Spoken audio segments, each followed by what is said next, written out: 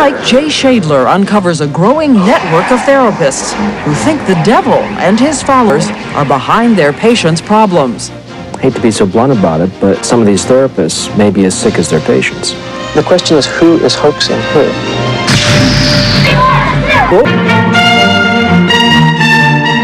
PrimeTime. From Los Angeles, Diane Sawyer. Good evening and welcome. We started looking into our first story after we heard about a bizarre trend in psychotherapy across this country. As you know, today more and more people are confronting ugly memories of childhood sexual abuse. But did you realize there is a growing network of psychiatrists and psychologists who believe their patients, particularly the female patients, were abused in satanic rituals? Jay Scheidler investigated their world of covens and sacrifices.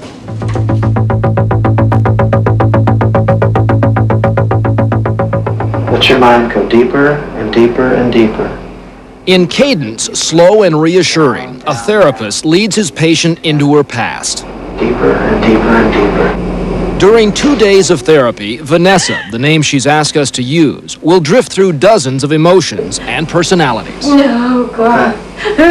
Rosa, what is your job?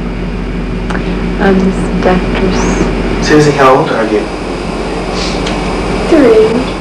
3. Your name? Rudolph. Vanessa originally sought psychiatric help for depression and eating disorders, but as her therapy continued, she began to remember episodes of sexual abuse at the hands of her father.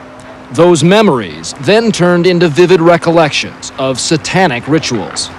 It was premeditated and systematic, methodical, fragmenting of our personalities and then using other children and sacrifices to terrorize us. Children were murdered? Mm-hmm. What happened?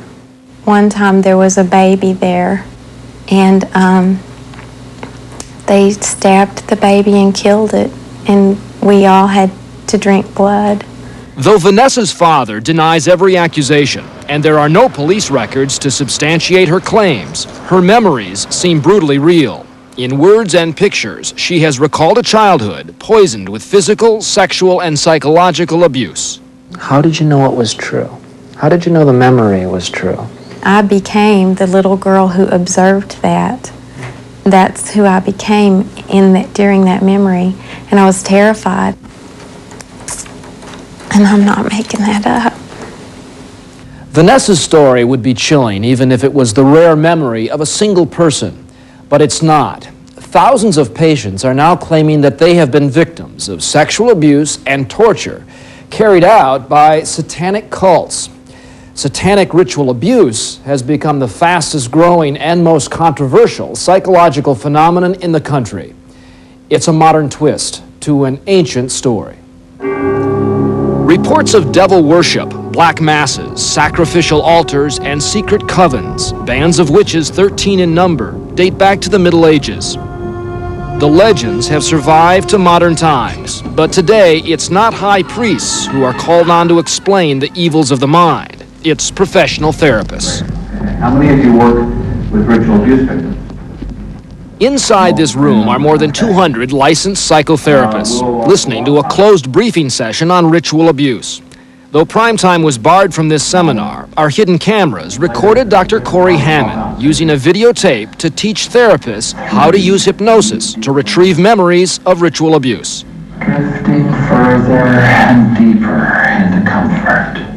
I will typically say to them, you know, I know a secret about you. If the satanic ritual abuse phenomenon has a guru, Dr. Hammond is it. He's a staff psychologist at the University of Utah Hospital in Salt Lake City. He believes many patients in his private practice come from families who belong to organized satanic cults.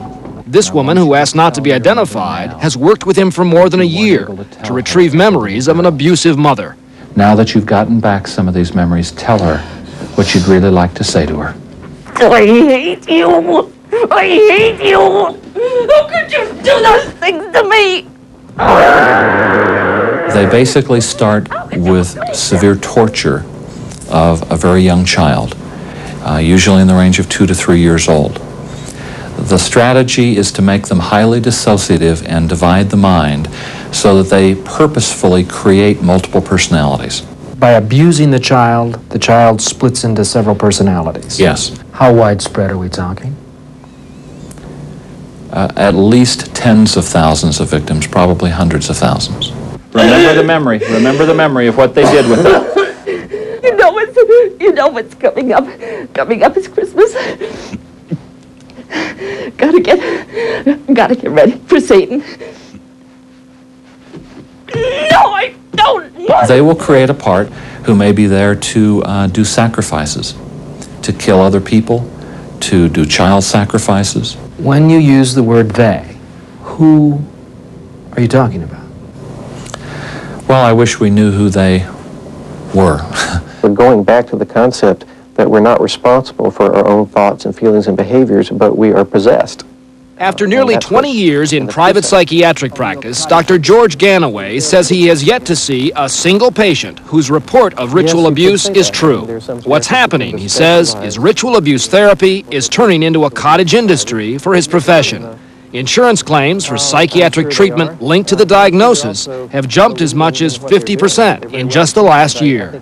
I'm doing a number of reviews for insurance companies on patients who have been institutionalized for months, for years, in and out, where they're dealing with these satanic ritual abuse experiences. So it's big business for the therapeutic community. Well, it's big business, but I think some therapists feel like that they're on some type of a crusade. How many therapists have you told about all this? How many therapists have you been training? I suppose there have been over 1,000 therapists that I've said something to in conferences. They'll begin sexually abusing them right off the bat. They'll begin to do things like have them drink blood. Have you ever seen a sacrifice? No. No bones scattered around an altar? No, I haven't been present at any of the ceremonies. And yet if you go out to these seminars and you speak as if these things have actually happened. We as therapists shouldn't be responsible for providing evidence. While there have been a few isolated examples of ritualistic murders and occult-related crimes, the fact is no hard evidence of large-scale satanic cults has ever existed. A 7-year study by the FBI was unable to identify even one documented satanic murder, and little or no evidence of organized satanic conspiracies. If this is as real and as widespread as you believe it to be, where's the proof? Where are the bones? Where are the graves? Basically, we're not going to find many, I don't believe, because the things that therapists hear all over this country are that morticians are involved in many cases, physicians who can sign phony death certificates.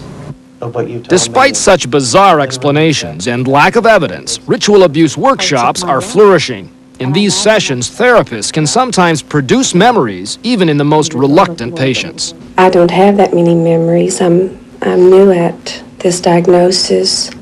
And actual accounts of child abuse are often ignored amid the more dramatic and shocking stories of satanic rituals. They even gave us the knife and made us stick it in a person. Even more troubling, many patients who claim to be victims of satanic ritual abuse have suffered some serious childhood trauma, making them especially vulnerable now to hypnosis and fantasy. These folks are like sponges, and in an altered state of consciousness, they can absorb information from books and from movies, from magazines. Or from a therapist's mouth. Sometimes from a therapist's mouth. Has anyone inside been to a cult meeting in the last month? Remember Vanessa? Critics say it is in this kind of therapy where the idea of Satanism is planted. Listen. I counted 12 people who answered the door. There may be more, maybe 13. 13 were very covered. Right. Okay. Oh, there wasn't another name coming. What was that? Regina. Uh-huh. And that would make 13? By my count. That's a coven, right?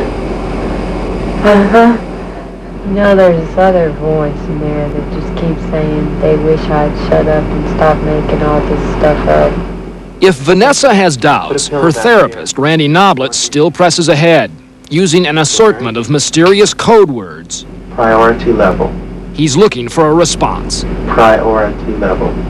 For example, what kind of reaction are you? If their eyes roll up and their eyes flutter, and then an altered personality comes out behaving like a robot. Then you know you're on the trail to ritual abuse. Well, I don't know of any other way to account for it. Hello, Satan. Hello, Satan. Hi. Hi, how are you? Pretty good. You called up a lot of personalities on Vanessa. Yeah. You called up Satan. Right. He pretty easy to talk to? Vanessa's Satan seemed like a pretty friendly guy to me. Hate to be so blunt about it, but some of these therapists may be as sick as their patients. Well, the question is, who is hoaxing who? That question is now at the heart of a bitter feud brewing among patients, their families, and the therapeutic community. Because increasingly, people who, while undergoing therapy, recounted bizarre stories of ritual abuse, now say it was never true. I thought I saw my father doing things to me. I really believed it. I thought. And I wrote the things down. But it wasn't true. It didn't happen. These four women are all former patients of Dallas psychotherapist Michael Moore. Moore, who is being sued for negligence and fraud, would not talk to PrimeTime, but continues to practice as a specialist in the treatment of eating disorders. He made you believe that all these pictures going on in your head was reality, was real stuff. Here I am, I'm sick. He's the specialist. He's the one supposed to be saving lives, you know, and I'm going to argue with him. So the therapist was giving you a reason, an explanation for your problem. Yes. And it seemed reasonable to you? I was desperate. I was desperate. Desperation eventually engulfed another of Michael Moore's patients. For years, Gloria Grady had struggled with a weight problem, but under therapy, she came to believe her troubles were far darker. Oh, I heard about Gloria long before I met her. From Mike. Her father was a Baptist minister who was a satanic high priest and abused his daughter.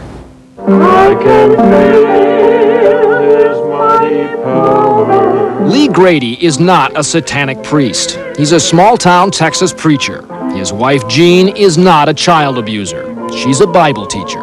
But 5 years ago, their daughter sent them a letter accusing them of sexually abusing her in satanic rituals. She said that we pretended pretended to be the perfect family, and that she was removing herself from our family unit. Had you ever abused her? No. Stunned at the accusation, the Gradys tried to speak with their daughter, but instead, she took them to court, claiming her parents were Satanists. I mean, the things she described. She gave birth to several children, and in some of whom were aborted, and the fetus is then eaten ceremonially. You're sitting in the courtroom listening Yes. to these accusations. Yes. This is your daughter. Yes. What went through your mind? Disbelief. Disgust. Though the Gradys were found innocent, they have not seen their daughter for more than 2 years now. But they believe her whereabouts are known by Michael Moore, who they are suing for slander.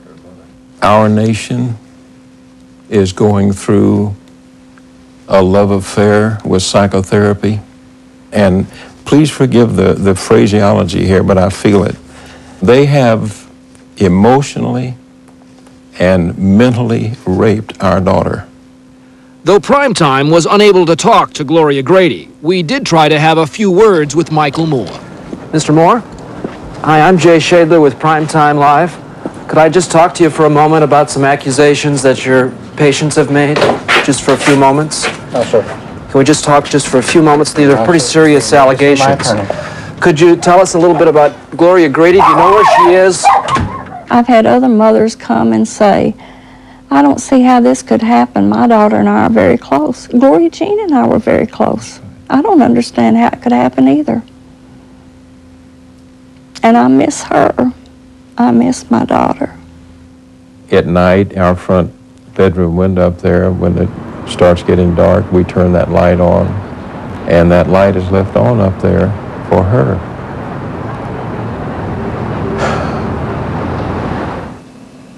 One note, this morning, our affiliate in Dallas, WFAA, talked to Gloria Grady.